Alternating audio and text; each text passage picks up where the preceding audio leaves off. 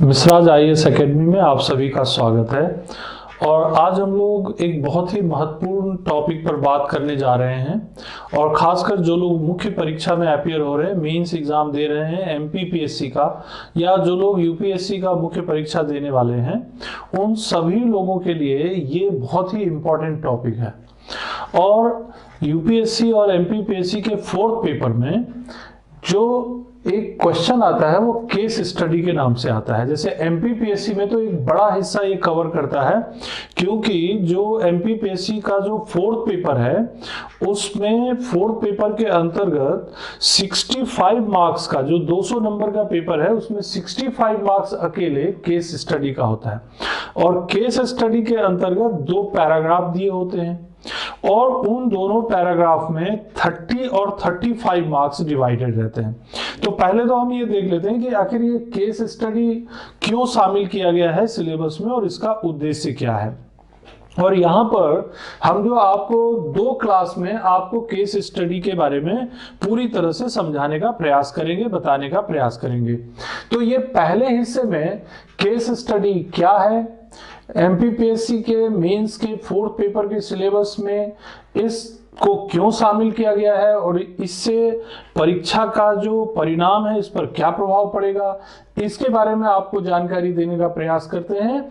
और दूसरे हिस्से में यानी कि दूसरी क्लास में हम आपसे ये बताने का प्रयास करेंगे, एक पैराग्राफ लेंगे और उस पैराग्राफ के जो 5 क्वेश्चंस हैं उन 5 प्रश्नों में क्या होना चाहिए और क्या नहीं होना चाहिए इसके बारे में हम जिक्र करेंगे।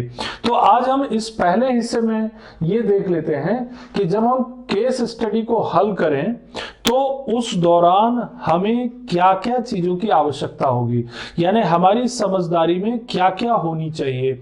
क्योंकि केस स्टडी का जो उद्देश्य है वो कुल मिलाकर के ऐसे प्रशासकों का, ऐसे व्यक्तियों का चुनाव करना है जिसकी प्रशासनिक समझ पहले से ही परिपक्व है।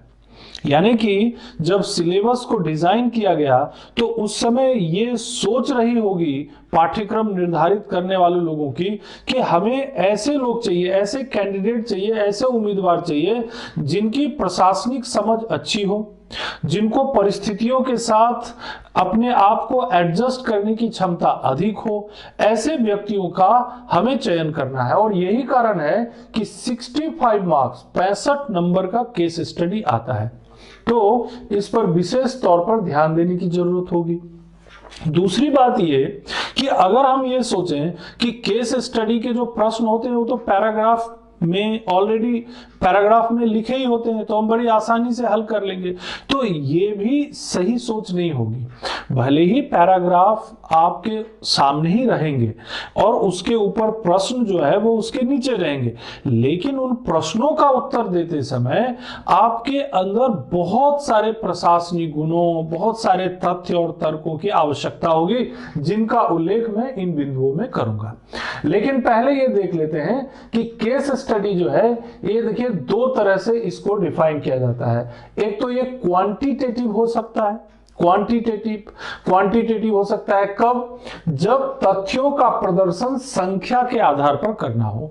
यानी कि जब केस स्टडी हम ऐसे करें जिसमें हम तथ्यों को, फैक्ट्स को पब्लिश करना चाहते हैं और उसमें आंकड़े ज्यादा है, उसमें स्टैटिस्टिकल डाटा ज्यादा है, तो वहां पर भी केस स्टडी की जरूरत होती है, लेकिन उसे कहते हैं क्वांटिटेटिव केस स्टडी।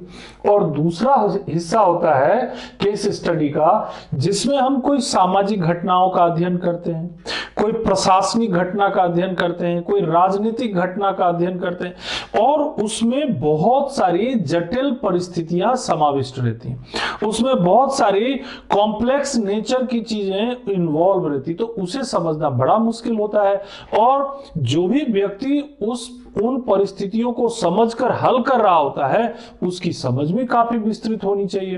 तो सामाजिक घटनाओं की जटिल प्रकृति का जब अध्ययन कर लिया जाता है, पहले से ही अध्ययन कर लिया जाता है, पहले से ही बहुत सारे ऐसी घटनाओं का अध्ययन कर लेना या ऐसे व्यक्तियों या संस्थाओं का अध्ययन कर लेना जिससे कि हमें आने वाले समय में जो परिस्थिति या जो घटनाएं हो रही हैं उसके बारे में एक हमें दृष्टिकोण, एक अप्रोच डेवलप हो सके। तो ये जो सोच है जिसमें कि हम पहले से ही किसी घटना, किसी परिस्थिति, किसी समुदाय, किसी व्यक्ति, किसी संस्था इत्यादि का अध्ययन कर लें और उन अध्ययनों के आधार पर आने वाली परिस्थितियों को समझने में हमें मदद मिले, तो क्या हो गया, ये केस स्टडी हो गया। ठीक, तो इस तरह से आप केस स्टडी को डिफाइन भी कर सकते हैं। सोशियोलॉजी में दो विद्वान हैं, एक लीप्ले और स्पेंसर। इन लोगों ने सबसे पहले जो है केस स्टडी के महत्व को समझते हुए इसे समाजशास्त्रीय सोशियोलॉजिकल स्टडी में उपयोग किया था, समाजशास्त्रीय अध्ययन में इसका उपयोग किया था। लीप्ले और स्पेंसर ये दो विद्वान हैं जो समाजशास्त्री हैं और इन्होंने सामाजिक घटनाओं के अध्ययन के लिए इसका उपयोग किया। लेकिन ये इतना महत्वपूर्ण साबित हुआ कि वर्तमान में इन केस स्टडी का उपयोग करके कई समस्याओं को हल करने की कोशिश की जाती है। और यहाँ पर जब आप स्टेट पीएससी का एग्जाम दे रहे हो, खासकर एमपी पीएससी के 4th पेपर में जब आप जा रहे हो, मेंस के 4th पेपर में, तो आपको इस केस स्टडी को हल करने का एक स्पष्ट दृष्टिकोण होना चाहिए और इसका उद्देश्य आपको पता होना चाहिए कि आखिर एग्जामिनर आपके सामने केस स्टडी क्यों रख रहे हैं और ये केस स्टडी किस तरह के हो सकते हैं। तो कई तरह की प्रशासनिक समस्याएं आती हैं, जैसे मान लीजिए कभी आपके सामने चाइल्ड लेबर की प्रॉब्लम आ गई, है ना, बाल श्रम की समस्या आ गई, तो बाल श्रम की समस्याओं को आप कैसे टैकल करते हैं। कभी मान लीजिए नक्सल प्रॉब्लम आ गया, अब आपको एक प्रशासनिक अधिकारी के रूप में रखते हुए आपके सामने नक्सल प्रॉब्लम रख देंगे कि भाई नक्सलवादियों ने कुछ लोगों का अपहरण कर लिया, अब आप उसे कैसे टैकल करते हैं। यानी आपकी प्रशासनिक समझ, आपकी ईमानदारी, आपको चुनौतियों को समझने की क्षमता, इन सब गुणों का अध्ययन इस केस स्टडी से किया जा सकेगा। इसलिए वो पेपर में शामिल किया गया और उसको काफी बड़ी जो है मात्रा में उसमें मार्क्स भी दिए गए हैं, यानी कि 65 मार्क्स का आपको पैराग्राफ मिलेगा, 2 पैराग्राफ जिसमें रहेंगे। गरीबी और बेरोजगारी से संबंधित कोई घटना है, कोई, तो उसको लेकर के कोई योजना या कोई कार्यक्रम है, तो उस योजना या कार्यक्रम के लिए आपको जो है आपको एक अधिकारी नियुक्त कर दिया गया है और आपको बोला गया है कि भाई आप इसे कैसे टैकल करेंगे, वो उस तरह के पैराग्राफ आपके सामने आ जाएंगे। मान लीजिए सरकार ने कोई नई शिक्षा पद्धति लागू की या कोई परीक्षा की प्रणाली, कोई नया एग्जामिनेशन सिस्टम लागू किया। अब आप एक प्रशासनिक अधिकारी हैं, आप अपना अप्रोच बताइए कि आपका दृष्टिकोण कैसे होगा उसमें, क्योंकि वो नई परीक्षा प्रणाली है तो उसमें कुछ समस्याएं भी होंगी, तो उन समस्याओं को आप कैसे हल करेंगे। कोई भ्रष्टाचार से रिलेटेड कोई मैटर आपके क्षेत्र में उत्पन्न हो गया, कोई बड़ा करप्शन का मैटर उत्पन्न हो गया, कोई हिंसा की कोई घटना हो गई, कोई बड़ा जन आंदोलन हो गया। अब ये सब जो परिस्थितियां हैं उनमें आपकी समझ क्या है, उनमें आपके काम करने का तरीका क्या है, उनमें आपका दृष्टिकोण क्या है, यही समझने के लिए केस स्टडी आपके सामने रखा जाता है। जैसे आजकल बहुत सारे जगहों पर क्या होता है, सड़क के किनारे लोग अतिक्रमण कर लेते हैं, दुकानें बना लेते हैं, घर बना लेते हैं। अब आप एक अधिकारी हैं, आपको बोला गया कि आप जाइए उन अतिक्रमण वाले क्षेत्रों को हटाइए। अब लोग बरसों से वहां पर अतिक्रमण करके बैठे हैं, एक बड़ी समस्या खड़ी हो जाती है, तो आप कैसे उन चुनौतियों का सामना करते हैं। ऊपर से आदेश तो आया हुआ है। तो इन सब चीजों को लेकर के आपको केस स्टडी के बारे में एक समझ विकसित करनी पड़ेगी, जिससे आप प्रशासन के दृष्टिकोण से आप उन प्रश्नों का उत्तर लिख सकें जो केस स्टडी में आता है। तो मैंने इसीलिए आपको शुरू में ही बताया कि हम 2 हिस्सों में बांटकर आपको बता रहे हैं। पहले हिस्से में केस स्टडी का उद्देश्य और दूसरे हिस्से में एक पैराग्राफ के माध्यम से आपको समझाने का प्रयास करेंगे कि आप इसका आंसर कैसे लिखें। तो आइए देखते हैं केस स्टडी के उद्देश्यों में क्या चाहते हैं केस स्टडी कोर्स परीक्षा में रखने वाले। पहली चीज तो ये चाहते हैं कि आपकी प्रशासनिक समझ कैसी है, what is your administrative understanding. तो आपकी प्रशासनिक समझ कैसी है ये जानने का प्रयास करेंगे। लोगों के साथ आपके व्यवहार का तरीका कैसा होगा, how you will behave with the people, क्योंकि जब परिस्थितियां ऐसी आएंगी तो आपका व्यवहार का तरीका कैसा होगा, तो उन प्रश्नों के उत्तर के माध्यम से ये भी जानने का प्रयास होगा। कठिन परिस्थिति और चुनौतीपूर्ण स्थितियों में आपका दृष्टिकोण क्या होगा, क्योंकि कई ऐसे भी लोग होते हैं जो पलायनवादी होते हैं। जैसे चुनौती आया, जैसे कोई चैलेंज आया, कोई डिफिकल्ट सिचुएशन आया, कोई भीड़ आया, कोई आंदोलन की घटना हुई, वहां से लोग पलायन कर जाते हैं, दूसरे के ऊपर टाल देते। तो आप उन परिस्थितियों या उन चुनौतियों का सामना कैसे करते हैं, ये आपके उन केस स्टडी के जो पैराग्राफ हैं, उन पैराग्राफ में जो आप उत्तर लिखेंगे उससे पता चलेगा कि आपका अप्रोच क्या रहने वाला है। प्रशासन में काम करते हुए जो प्रबंधन के तरीके होते हैं, मैनेजमेंट के तरीके, प्रशासनिक तकनीक, प्रशासन में काम करते हुए कई प्रशासनिक तकनीक का उपयोग करना पड़ता है। आप ऑर्डर कैसे जारी करते हैं, आदेश की एकता कैसे है, आप लोगों पर कंट्रोल यानी नियंत्रण किस तरह का आप रख पाते हैं, लोगों को आदेश और नियंत्रण के साथ साथ आप जो है उनको मोटिवेट कैसे कर पाते हैं, अभिप्रेरित कैसे कर पाते हैं, ये सब प्रशासन के अंदर काम करते हुए इन सब चीजों का उपयोग करना होता है। आपके अंदर टॉलरेंस कितना है, आप सहनशीलता कितनी है आप में, इन सब चीजों का उपयोग करने की जो क्षमता है वो उन पैराग्राफ के उत्तर से झलकनी चाहिए। तकनीकी ज्ञान, अगर जो कानून या नियम की जानकारी है, जो आजकल तो भाई देखिए बहुत सारे टेक्निकल इंफॉर्मेशन टेक्नोलॉजी का जमाना है, कंप्यूटर, इंटरनेट और भी नई नई चीजें आ रही हैं, तो प्रशासन में उन टेक्निक्स का उपयोग करना जानते हैं कि नहीं जानते हैं, तो इनका नॉलेज भी बहुत जरूरी हो जाता है। इसके अलावा नियम कानून का उपयोग आप किस प्रकार करते हैं, ये तो नहीं कि नियम कानूनों को वायलेट करके आप लोगों को जो है कोई अपने मन से कोई सुविधा प्रदान कर रहे हैं और नियम कानूनों का वायलेशन हो रहा है, आदेशों का वायलेशन हो रहा है, सरकार की जो नीतियां हैं उसका उल्लंघन हो रहा है।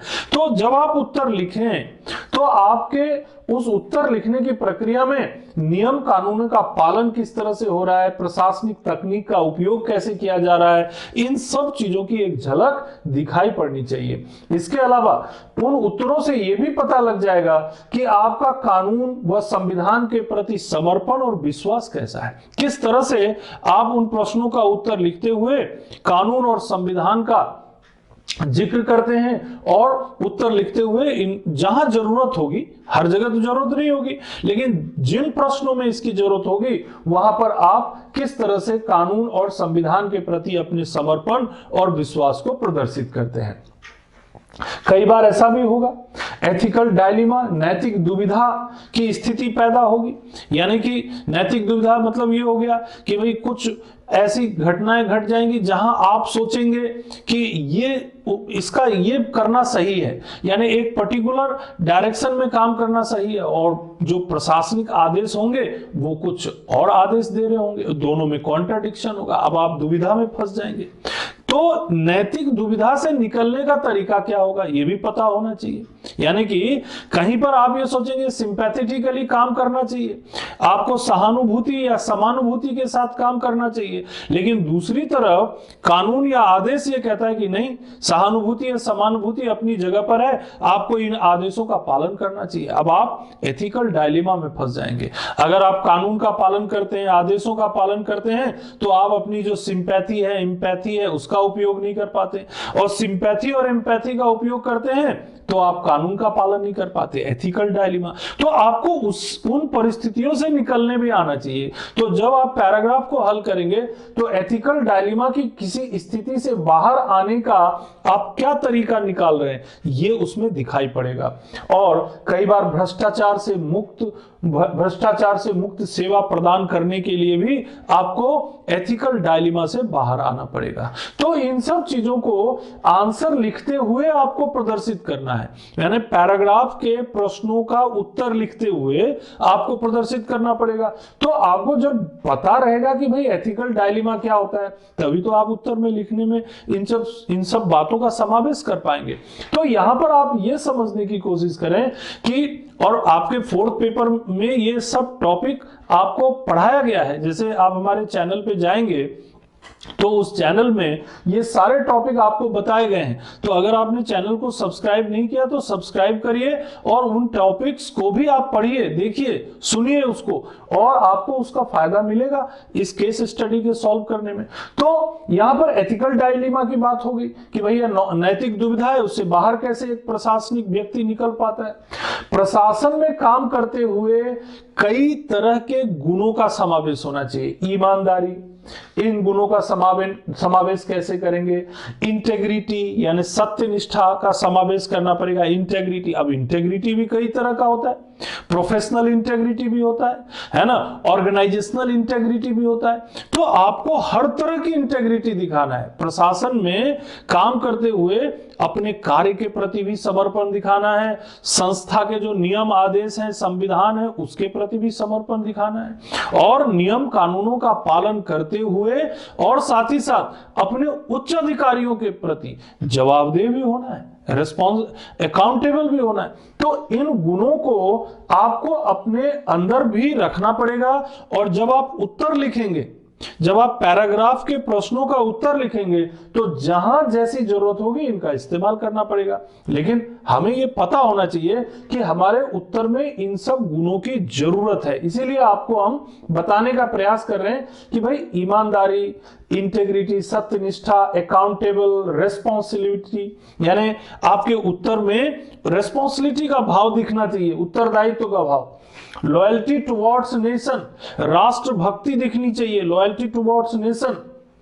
और जब आप इन गुणों का प्रदर्शन करते हुए जब आप उत्तर लिखेंगे, तब यह समझ में आएगा कि हां, ये प्रशासन में कार्यकुशलता, यानी कार्यकुशलता और दक्षता और जनता का विश्वास बढ़ाने के दृष्टिकोण से काम करने वाले व्यक्ति हैं। तो एक झलक दिखाई पड़ने लग जाती है जब आप केस स्टडी के पैराग्राफ के उत्तर लिखते समय अपने इन गुणों के आधार पर उत्तर लिखते हैं। यानी ये क्वालिटी आपके अंदर थोड़ी पहले से ही मौजूद होनी चाहिए, और बाद में ट्रेनिंग के दौरान इन गुणों में और विकास होगा। यानी एप्टीट्यूड, अभिरुचि तो आप में है ही, तभी तो ये गुण है आपके पास। तो एप्टीट्यूड तो है ही आपके अंदर, और जब एप्टीट्यूड है तो इन गुणों को और विकसित किया जा सकता है प्रशिक्षण के द्वारा, ट्रेनिंग के द्वारा, ये भी नजर आएगा।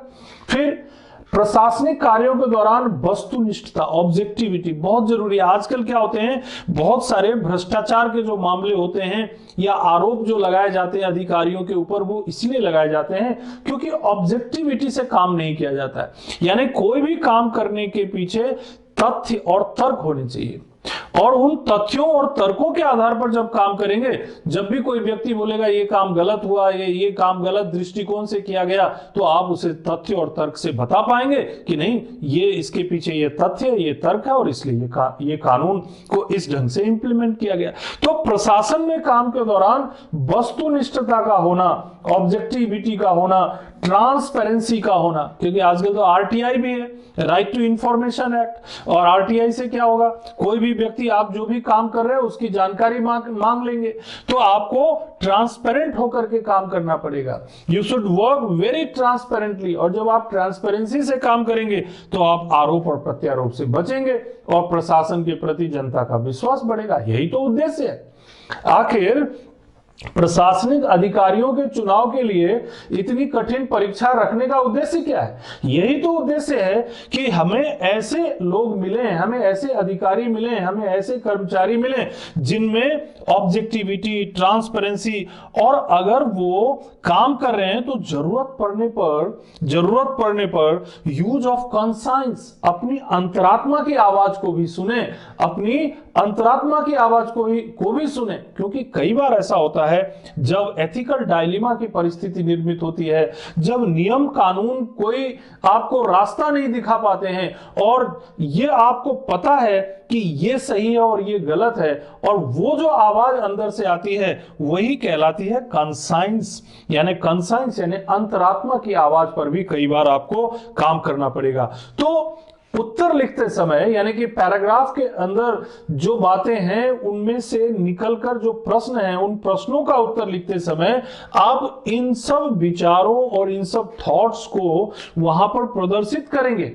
और ये लिखते हुए आपको दिखाना पड़ेगा कि देखिए हम इन गुणों, इन क्वालिटीज से युक्त व्यक्ति हैं और हम प्रशासन के दौरान इनका उपयोग कर सकते हैं।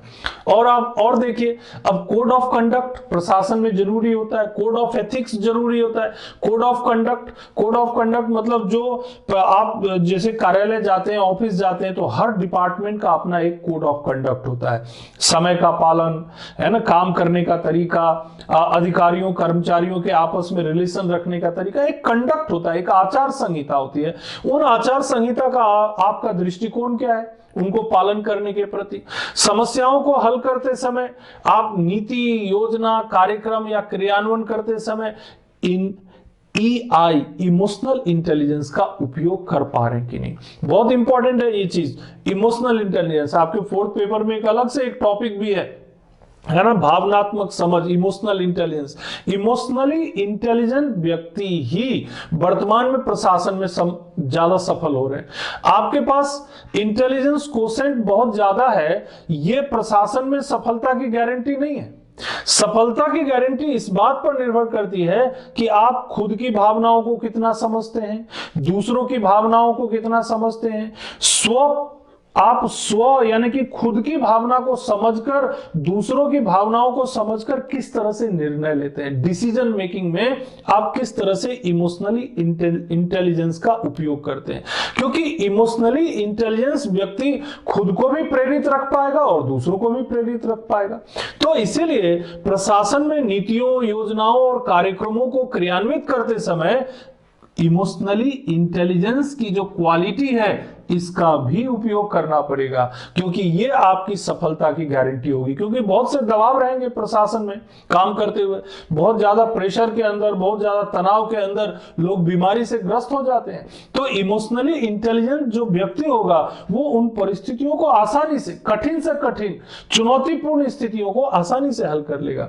तो इमोशनली इंटेलिजेंट होना भी जरूरी है। और इमोशनली इंटेलिजेंस, आप सोचेंगे भाई इमोशनली इंटेलिजेंस का टॉपिक भी पता चल जाए, तो देखिए यहां इतना छोटे में तो बताना संभव नहीं होगा। तो इमोशनली इंटेलिजेंस का टॉपिक अलग से हमारे इसी चैनल पर है, आप उसको भी जाकर के देख सकते हैं, पढ़ सकते हैं, तो आपका ये पर्पस भी पूरा हो जाएगा और एक क्वेश्चन भी तैयार हो जाएगा। प्रशासन में काम करते हुए एक और चीज की जरूरत होती है, बहुत ज्यादा जरूरत होती है, वो है परसुएसिव कम्युनिकेशन। कोई जन आंदोलन हो रहा है, बहुत सारे लोग जो है अपनी बातों को मनवाने के लिए आपके पास आ रहे हैं। अब आपको क्या करना पड़ेगा? परसुएसिव कम्युनिकेशन, प्रबोधक संचार का उपयोग करना पड़ेगा।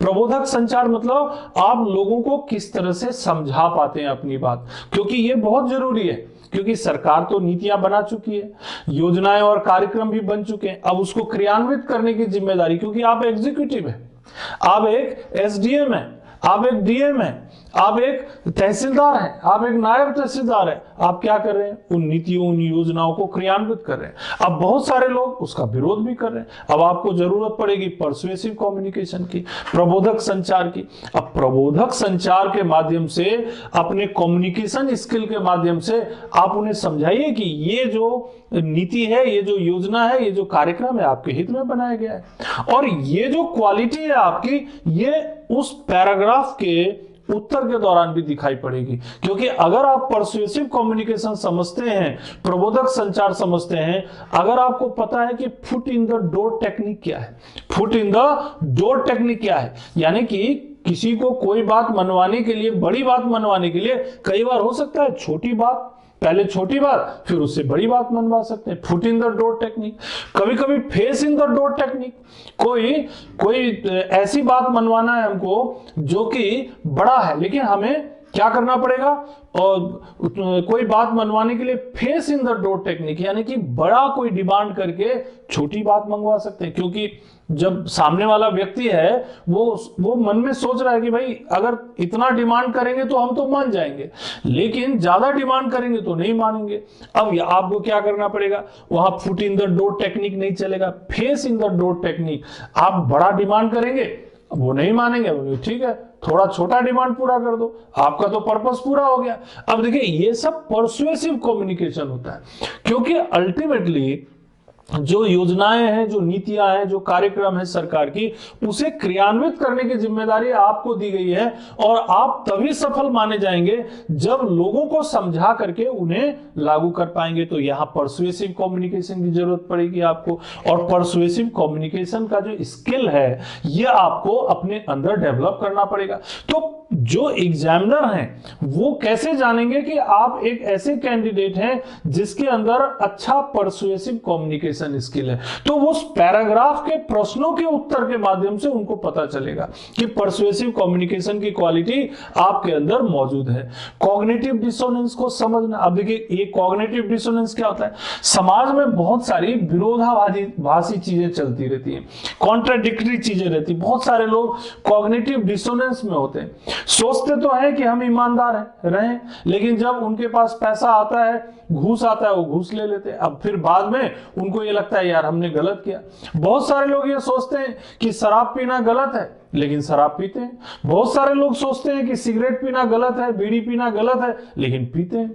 आखिर ये सब लोग जो हैं, जो सही चीज को समझ रहे हैं और फिर भी गलत कर रहे हैं, ये सब कॉग्निटिव डिसोनेंस की स्थिति में होते हैं। और इससे समाज में एक अलग किस्म की परिस्थिति, एक अलग किस्म का तनाव पैदा होता है।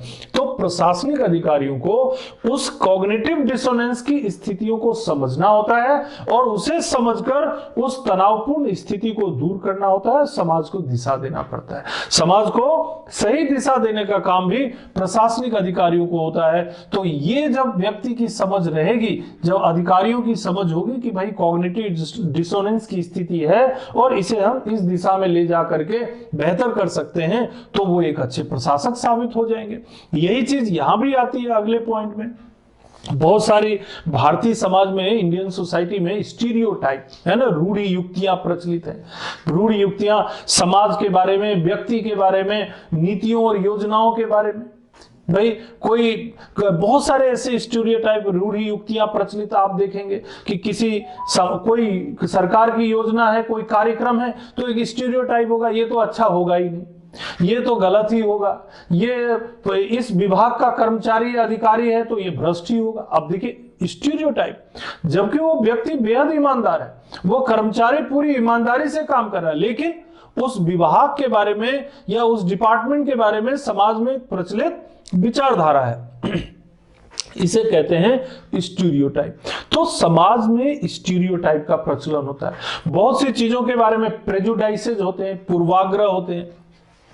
अब ये जो प्रेजुडाइस होता है और ये स्टीरियोटाइप होता है, जब आप कोई नीति, योजना या कार्यक्रम को क्रियान्वित करने जाते हैं, इसका असर पड़ता है। तो अधिकारियों का ये काम होता है, कर्मचारियों का ये काम होता है, या लोक सेवा में काम करने वाले लोगों का ये काम होता है कि वो इन प्रेजुडाइसेज और स्टीरियोटाइप की जो समस्या है इसे दूर करें और फिर नीतियों, योजनाओं को प्रॉपर वे में इंप्लीमेंट करें। जैसे जब ग्रीन रिवॉल्यूशन शुरू किया गया था, हरित क्रांति 1960 के दशक में, तो बहुत सारे लोग, जो बीज दिए जाते थे, जो फर्टिलाइजर उनको दिए जाते थे, जो मशीनरी का उपयोग करने के लिए कहा जाता था, लोग करते ही नहीं थे। खाद बीज ले लेते थे और उसको रख लेते थे। क्यों?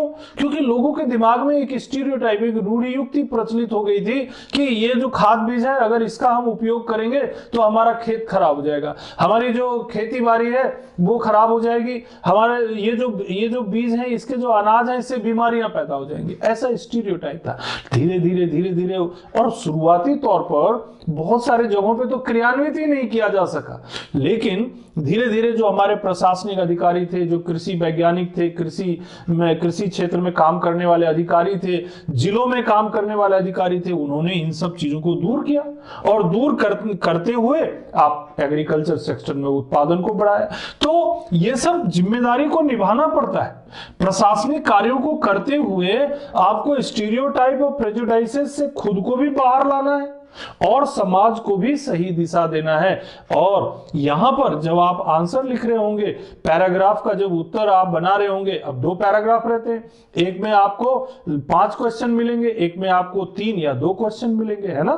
तो आपको जब आप पैराग्राफ का उत्तर बना रहे होंगे तो इन सब चीजों को ध्यान में रख करके, ऐसा तो नहीं कोई प्रेजुडाइज या स्टीरियोटाइप का मसला है, ऐसा तो नहीं कोई कॉग्निटिव डिसोनेंस का मसला है, ऐसा तो नहीं कोई इमोशनल इंटेलिजेंस की आवश्यकता पड़ रही है, ऐसा तो नहीं कि कहीं ट्रांसपेरेंसी या अकाउंटेबिलिटी की जरूरत पड़ रही है। अब ये देखिए सारी प्रशासनिक चीजें हैं, एडमिनिस्ट्रेटिव चीजें।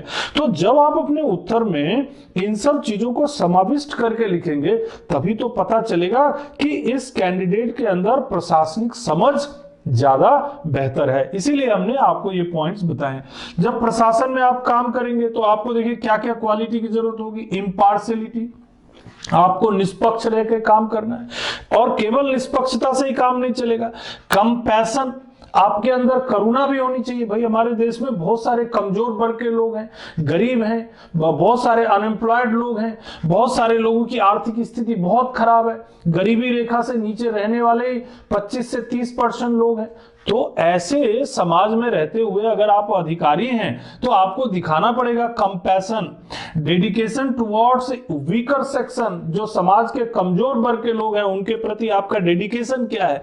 आप में सिंपैथी और एम्पैथी के गुण भी होने चाहिए। सिंपैथी सहानुभूति और एम्पैथी समानुभूति, यानी कि जो कष्ट में जो व्यक्ति है वैसा ही महसूस करना, और उसको एम्पैथी कहते हैं। और जो व्यक्ति कष्ट में है उसकी भावनाओं को समझ करके उसे दिलासा देना, ये सिंपैथी है। तो आप में ये दोनों गुण आपको प्रदर्शित करने पड़ेंगे कि आपके अंदर सिंपैथी भी है और एम्पैथी भी है, और साथ ही साथ टॉलरेंस। कई बार ऐसा होगा कि लोग आपके साथ दुर्व्यवहार करेंगे, कई बार ऐसा होगा लोग गालियां देके जाएंगे, कई बार ऐसा होगा आपकी भावनाओं को लोग नहीं समझेंगे, लेकिन आपको टॉलरेंट रहना पड़ेगा, आपको सहनशील बन के रहना पड़ेगा। जब आप टॉलरेंट होकर के काम करोगे और तभी आप ये पर्सुएसिव कम्युनिकेशन का उपयोग कर पाओगे, और तभी आप जो जिन लोगों का वेलफेयर करना चाहते हो, जिन लोगों में नीतियां योजनाओं को क्रियान्वित करना चाहते हो, वहां आप क्रियान्वित कर पाओगे।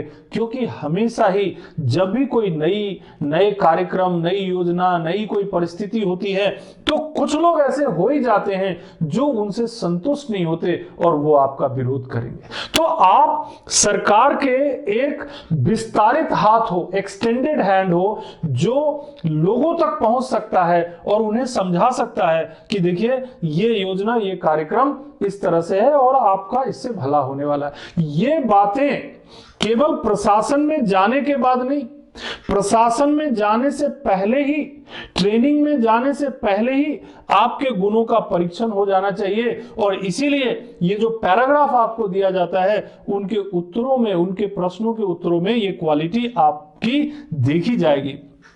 इसके अलावा प्रशासनिक कार्यों के दौरान ऐसा तो नहीं कहीं आप डिस्क्रिमिनेशन, भेदभाव का उपयोग करते हैं, खुद के लिए कोई और नियम कानून का उपयोग करते हैं, खुद के लोगों के लिए, यानी जो आपके सगे संबंधी हैं, दोस्त हैं, इष्ट मित्र हैं, उनके लिए आप कुछ और नियम कानून समझते हैं, और जो आम जनता है उसके लिए कुछ और समझते हैं। गलत होगा।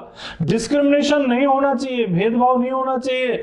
और साथ ही साथ आपने देखा आपके सिलेबस में बहुत सारे ग्रेट पीपल, सोशल रिफॉर्मर्स, महान व्यक्तियों के बारे में भी आपको पढ़ाया गया है। वो खाली पढ़ने के लिए नहीं है, उनकी जो थॉट्स है, जैसे गांधी की विचारधारा, बुद्ध की विचारधारा, महावीर की विचारधारा, अंबेडकर की विचारधारा, राधा कृष्णन की विचारधारा, रविंद्रनाथ टैगोर की विचारधारा, वो जो आपको पढ़ाया गया है वो क्या खाली पढ़ने के लिए है? नहीं, उसका उपयोग भी होगा। जब आप प्रशासन में उन महान व्यक्तियों के जो विचार हैं, उनके जो दर्शन हैं, उनको जब समझ करके आप काम करोगे तो वो दिखाई पड़ेगा और आप एक अच्छे प्रशासक के रूप में जाने जाओगे। तकलीफें होंगी क्योंकि अच्छे ढंग से प्रशासन करना वर्तमान में एक कठिन, जटिल काम है।